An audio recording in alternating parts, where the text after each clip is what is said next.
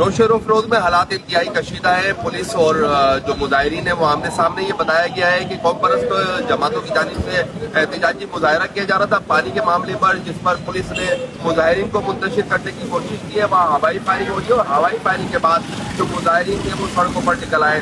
जो मुजाहिरीन है उन्होंने लाठियां हाथों में उठा रखी है और जो कंटेनर थे, जो ट्रक थे, जो हाईवे मोरो हाईवे पे मौजूद थे, उनको नजर आतिश कर दिया गया है। 5 से 7 कंटेनरों को आग लगा दी गई है और कंटेनर में जो मौजूद सामान था उसकी लूटमार का सिलसिला जारी है। जो पुलिस हुक्काम है उनसे हमारी बात हुई है, उन्होंने इस चीज की तस्दीक की है कि मोरो के मुकाम पर कौम परस्तों की जानिब से एहतजाज किया जा रहा था, जिसको मुंतशिर करने के लिए पुलिस ने क्रैकडाउन किया और ये क्रैकडाउन जैसे ही शुरू हुआ तो जो मुजाहिरीन थे वो मुश्तइल हो गए। जिसके बाद मोरो के मुकाम पर जो हाईवे था वहां पर जो खड़ी गाड़ियां थी उनको आग लगा दी गई है और जो कौम परस्तों की जानिब से एहतजाज किया जा रहा था मुश्तइल मुजाहिरीन ने जो इतराफ के पेट्रोल पंप थे या होटल थे उन पर भी हमला किया और उसमें भी तोड़ फोड़ की। इसके अलावा जो अहम खबर है वो ये है कि वजीर दाखिला सिंध, सिटिंग वजीर दाखिला सिंध जियाउल हसन लज्जार का जो घर था उसको भी नजर आतिश कर दिया गया है।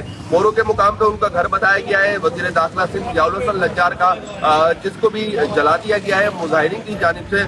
अभी वजीर दाखिला सिंध जियाउल हसन लज्जार ने इस तमाम तर मामले का नोटिस लिया है और पुलिस की मजीद नफरी को वहां पर तलब किया गया है। जो पुलिस हुक्काम अमन अमान की सूरत हाल को बेहतर करने की कोशिश कर रहे हैं उनसे हमारी बात हुई है। उनका ये कहना है कि जो मुजाहिरीन है वो मुश्तइल है और लोगों का एक बहुत बड़ा मॉब, लोगों का एक बहुत बड़ा हुजूम है वो यहाँ हाईवे पर मौजूद है जो कि गाड़ियों को नजर आतिश कर रहा है। इसके अलावा वजीर दाखिला का जो घर है उसको भी नजर आतिश किया गया है। अभी भी जो सूरत हाल है वो इंतहाई कशीदा है। जो इतराफ के अजला है उनकी पुलिस की नफरी को भी वहां पर तलब किया गया है ताकि अमन अमान की सूरत हाल को बेहतर किया जा सके।